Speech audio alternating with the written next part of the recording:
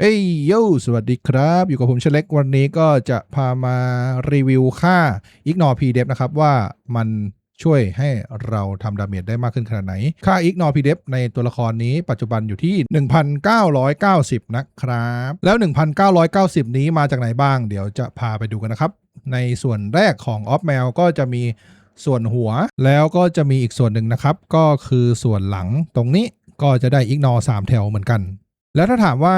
การที่ใช้ออฟที่ไม่ใช่ออฟทองแบบนี้ให้ความคุ้มค่าเป็นยังไงบ้างก็ส่วนตัวแล้วค่อนข้างน่าพอใจนะครับกับผลที่ได้อีกส่วนหนึ่งก็จะเป็นในส่วนของออฟ TLC อาวุธนะครับตรงส่วนนี้ก็จะให้อิกนอประมาณ150ที่แม็กนะส่วนถ้าใครดวงไม่ดีก็อาจจะได้น้อยกว่านี้หรือมากกว่านี้ก็ได้ส่วนถ้าใครได้เป็นค่าอิกนอMDEF มาก็สามารถนำมาเปลี่ยนเป็นค่า Ignore PDEF ได้เหมือนกันโอเคมาถึงจุดที่ยากสำหรับการทดสอบนี้ของผมนะครับก็คือการที่ผมต้องถอดขนนกที่เป็นขนนกเจาะเกาะเนี่ยทั้งหมดมารีเซ็ตแล้วก็อัพใหม่ไล่ค่าขึ้นมาใหม่หมดเลยนะครับกระบวนการก็ไม่ได้กินเวลานานอะไรขนาดนั้นหรอกแต่ว่ามันจุกจิกนะฮะค่อนข้างรำคาญตัวเองนิดนึงตอนที่ทำอีกจุดหนึ่งสกิลกิลในปัจจุบันนะครับกิลของผมสามารถอัพสกิลกิลให้ถึงเลเวลที่80ได้แล้วก็ทำให้ได้เจาะเกาะเพิ่มอีก100หน่วยนะครับแล้วก็ตัวละครที่ใช้ทดสอบในวันนี้นะครับจะเป็นอาชีพ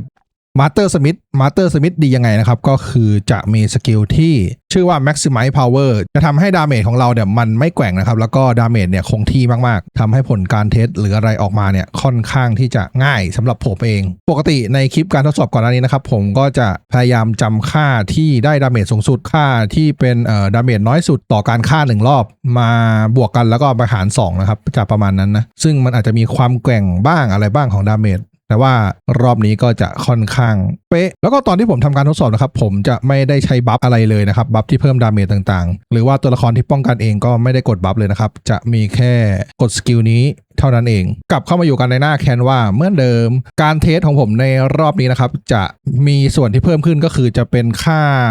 Ignore เท่านั้นจะเริ่มต้นที่300นะครับทุกๆครั้งที่เราอัพขนนกเนี่ยมันก็จะมีค่าเพิ่มขึ้นของ PVP กับ PX Tag นิดหน่อยแต่ว่าในจุดๆนั้นนะผม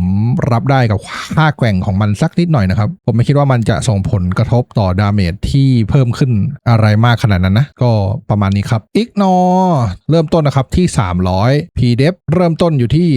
3,690 ความต่างอยู่ที่ 3,390 นะครับดาเมจที่ทำได้ครั้งแรกเนี่ยอยู่ที่ 3,167 ก็สามารถแคปกราฟนี้ไว้ดูได้นะครับแล้วก็อันนี้เป็นกราฟที่แสดงผลของการเพิ่มขึ้นของดาเมจนะครับทุกคนจะเห็นว่ามันขึ้นเป็นเส้นโค้งนะหมายความว่ายิ่งค่า Ignore ของเราเนี่ยยิ่งทำให้ใกล้ศูนย์มากเท่าไหร่นะครับตรงส่วนนี้ตรงส่วนนี้ยิ่งใกล้ศูนย์มากเท่าไหร่นะครับ-1,700ดาเมจมันยิ่งพุ่งขึ้น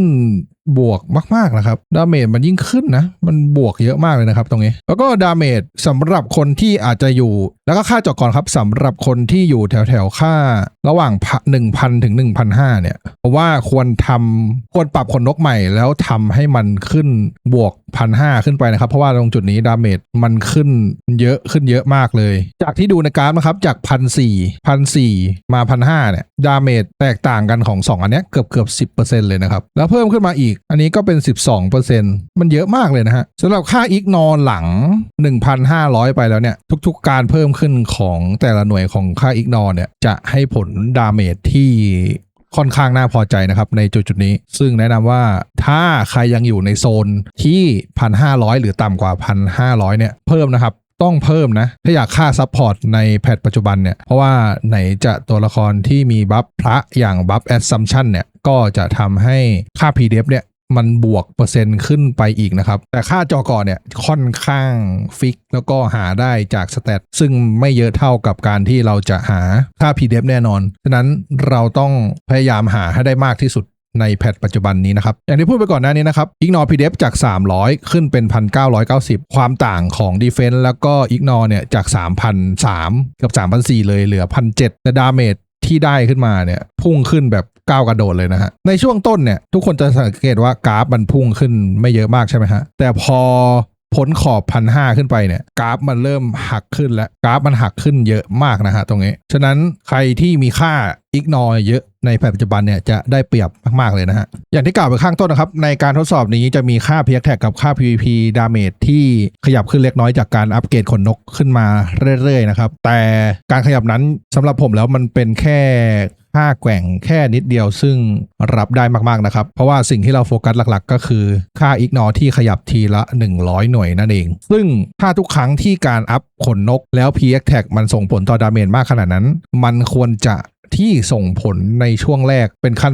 เป็นกราฟแบบวิ่งขึ้นเหมือนช่วงหลัง 1,500 แล้วแต่ว่าจากการทดสอบนะครับก็มันไม่ได้เป็นแบบนั้นเลยก็เลยตัดไปได้เลยนะครับเรื่องของค่า PVP กับค่า PX Tag สำหรับผมนะสุดท้ายนี้นะครับใครที่ค่า Ignore ยังอยู่ในช่วง 300 ถึง 1,000 เนี่ยต้องปรับปรุงนะฮะส่วนคนที่อยู่ในช่วงของ 1,000 ถึง 1,500 แล้วเนี่ยค่อนข้างโอเคแล้วนะฮะแต่ว่าคิดว่าตอนนี้นะควรจะเป็น 1,500 บวกแล้วนะครับส่วนอันนี้ช่วงเร่งจริงๆผมแนะนำให้เป็น 1,800 แล้วสำหรับแพทปัจจุบันถ้าตัดเรื่องดวงในส่วนของ OpTOC ออกไปเนี่ยผมว่าการทำ 1,800 เนี่ยไม่ได้ยากเลยนะครับเพราะว่าตัวละครนั้นที่ผมเปิดในข้างต้นเนี่ยก็มีอยู่ที่ประมาณ 1,800 ที่เบสแล้วนะฮะสำหรับผมถ้าถามว่า Ignore PDEF ยิ่งเยอะยิ่งดีจริงไหมจากข้อมูลชุดนี้นะครับก็คือคำตอบก็คือใช่แต่ถ้าต้องแลกกับสเตตัสอื่นทุกคนต้องลองทดสอบเพิ่มเติมนะครับว่าการแลกครั้งนี้จะคุ้มค่าการแลกหรือเปล่าสรุปนะครับก็คือยิ่งถ้าคุณทำให้ตัวละครของคุณเข้าใกล้ค่า Defense ของตัวละครที่คุณต้องตีมากขึ้นเท่าไหร่เนี่ยยิ่งทำให้ดาเมจของคุณเนี่ยแรงมากขึ้นเรื่อยๆนะครับใครกำลังลังเลว่าจะดันค่า Ignore PDEF ต่อดีไหมข้อมูลชุดนี้บอกว่าถ้าเป้าหมายคือการเพิ่มดาเมจนะครับมันเป็นค่าสแตทที่น่าใช้มากๆส่วนใครที่กำลังลังเลนะครับว่าจะเสียเวลาในการนั่งทำขนนกใหม่ไหมก็บอกตรงนะครับว่าเป็นการกระทำที่คุ้มค่ามากๆนะครับสำหรับการรีขนนกมาอัพในส่วนของค่าเจาะเกราะกายภาพแต่สำหรับเจาะเกราะเวทจะให้ผลที่เหมือนกันไหมก็กดไลค์ให้หน่อยได้ไหมสัก30เดี๋ยวจะทำมาให้ดูกันอีกทีนึงครับสำหรับค่าเจาะเกราะที่เป็นเวทIgnore MDF สำหรับคลิปนี้สวัสดีครับ